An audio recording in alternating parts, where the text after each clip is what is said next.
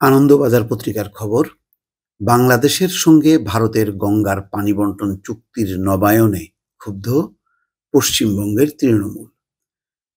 এখন এই খবরটা দেখে দর্শক মনে হচ্ছে যে তিস্তার পানি বন্টন চুক্তি তো দূরে থাক, যেই চুক্তিটা হয়েছে বহু বছর আগে, গঙ্গার পানি বন্টন চুক্তি, তার নবায়নটাই এখন কঠিন হয়ে যাচ্ছে। তিস্তার পানি বন্টন চুক্তির ক্ষেত্রেও শাসক দল অর্থাৎ বিজেপি বারবার তৃণমূল কংগ্রেসের দিকে আঙুল তুলছিল, বলছিল যে যেহেতু পশ্চিমবঙ্গে ক্ষমতায় আছে তৃণমূল, ফলে তারা চায় না। এবং তৃণমূল যে কখনো তিস্তার পানি বন্টন চুক্তির পক্ষে বলেছে সেটাও না, প্রকৃতপক্ষে তারা বিরোধিতাই করেছে। কিন্তু রাজ্যের বিরোধিতা কি কেন্দ্রীয় সরকার মানতে বাধ্য? না, বাধ্য না। তো যেমন পানি বন্টন চুক্তি হয়েছে গঙ্গার, সেটা ভারতের কেন্দ্রীয় সরকারের সঙ্গে, সুতরাং তারা নবায়ন করবে। এই ক্ষেত্রে তৃণমূলের আপত্তি বা বিরোধিতা এটা যুক্তিসঙ্গত নয়, কিন্তু এবার দেখা যাচ্ছে যে খুব তীব্রভাবে তারা বিরোধিতা করেছে। আনন্দবাজার সেই খবরটি পরিবেশন করেছে। এখানে বলা হচ্ছে,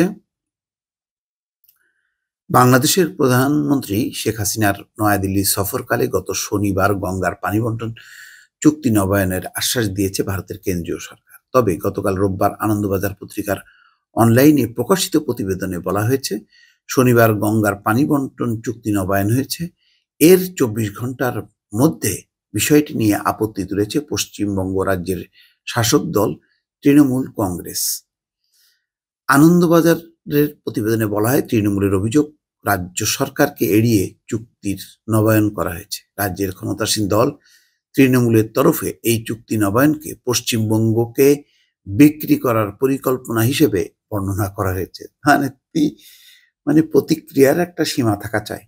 একই সঙ্গে তিস্তা চুক্তির কথা স্মরণ করিয়ে দিয়ে তৃণমূলের তরফে বুঝিয়ে দেওয়া হয়েছে, রাজ্যকে এড়িয়ে রাজ্যের স্বার্থ বিঘ্নিত হয় এমন কোনো কাজ করা সহজ হবে না। তৃণমূলের বক্তব্য, ফারাক্কা গঙ্গা চুক্তিতে রাজ্য সরকারও পক্ষে, কিন্তু নবায়নের বিষয়ে রাজ্য সরকারকে কিছুই জানানো হয়নি, যা অত্যন্ত খারাপ। পাশাপাশি বলা হয়েছে, এই চুক্তি বাবদ রাজ্য সরকারের যে পাওনা অর্থ তাও বকেয়া রয়েছে। গঙ্গার ড্রেজিং এর কাজ বন্ধ হয়ে গেছে, যা বাংলায় বন্যা ও ভাঙনের প্রাথমিক কারণ হয়ে উঠেছে। ১৯৯৬ সালে ভারত বাংলাদেশের মধ্যে গঙ্গার পানি নিয়ে চুক্তি হয়। এতে একাধিক রাজ্য সরকারও শরিক এই চুক্তিতে। এই চুক্তির মেয়াদ শেষ হবে ২০২৬ সালে। সে কথা স্মরণ করিয়ে দিয়ে তৃণমূল বলছে, ২০১৭ সালে বিহারের মুখ্যমন্ত্রী নীতিশ কুমারও ফারাক্কা বাঁধের বিরোধিতা করেছিলেন, বলেছিলেন বেড়িবাঁধ দিয়ে বন্যা নিয়ন্ত্রণ করা যাচ্ছে না। মালদহ, মুর্শিদাবাদ, নদিয়ার একাংশে নদী ভাঙন নিয়ে ২০২২ সালে ভারতের প্রধানমন্ত্রী নরেন্দ্র মোদীকে চিঠি লিখেছিলেন পশ্চিমবঙ্গের মুখ্যমন্ত্রী মমতা বন্দ্যোপাধ্যায়। সেই চিঠির প্রসঙ্গ তুলে তৃণমূল বলছে, ২ বছর আগে মমতাও বলেছিলেন ফারাক্কা বাঁধের জন্যই পশ্চিমবঙ্গের বিস্তীর্ণ এলাকাকে ভাঙনের মুখে পড়তে হচ্ছে, যার ফলে মানুষের ভিটেমাটি যেমন যাচ্ছে তেমনি ক্ষতিগ্রস্ত হচ্ছে চাষাবাদও। পশ্চিমবঙ্গের শাসক দলের তরফে খানিকটা হুঁশিয়ারি সুরে তিস্তার পানি বন্টন চুক্তির কথা স্মরণ করিয়ে দেওয়া হয়। বলা হয়েছে, সংবিধান অনুযায়ী অন্য দেশের সঙ্গে কোনো বিষয়ে চুক্তি স্বাক্ষরিত করার অধিকার কেন্দ্রের রয়েছে, কিন্তু কেন্দ্রকে এটাও বুঝতে হবে, রাজ্য সরকার সহযোগিতা না করলে তিস্তার পানি বন্টনের মতন চুক্তি থমকে থাকে। তিস্তার পানি বন্টন নিয়ে রাজ্য সরকারের অবস্থানের পর কেন্দ্র সম্মত হয়েছে, পশ্চিমবঙ্গকে এড়িয়ে তারা কিছু করবে না। অনেকের মতে, রাজ্যকে এড়িয়ে ফারাক্কা চুক্তির নবায়ন হওয়াও তিস্তা চুক্তি আবারও ঝুলে গেল।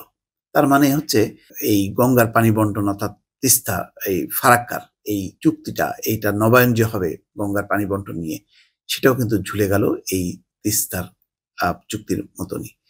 ফলে বড় ধরনের বিপদের মধ্যে পড়ল কিন্তু বাংলাদেশ শেষ পর্যন্ত। দর্শক ভালো থাকবেন। আল্লাহ হাফেজ।